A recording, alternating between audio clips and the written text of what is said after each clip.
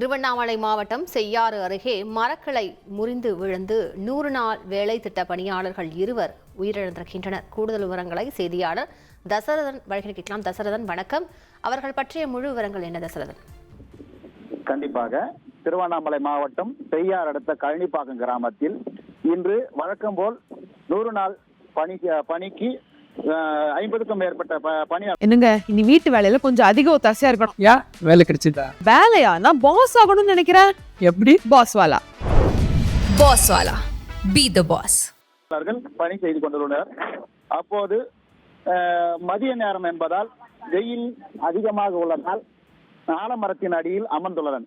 அப்போது மரத்தின் 100 ஆண்டுகள் பழமையான மரம் என்பதால் மரத்தின் பாரம் தாங்காமல் ஒரு பகுதி மட்டும் அடியோடு பெயர்ந்து விழுந்துள்ளது. அப்போது மரத்தடியில் இருந்த 10க்கும் மேற்பட்ட பெண்கள் இருந்துள்ளனர். அப்போது 2 மட்டும் வயதானவர்கள் என்பதால் மரத்தடியில் மரக்கிளையில் மாட்டி சிக்கி உயிரிழந்துள்ளனர்.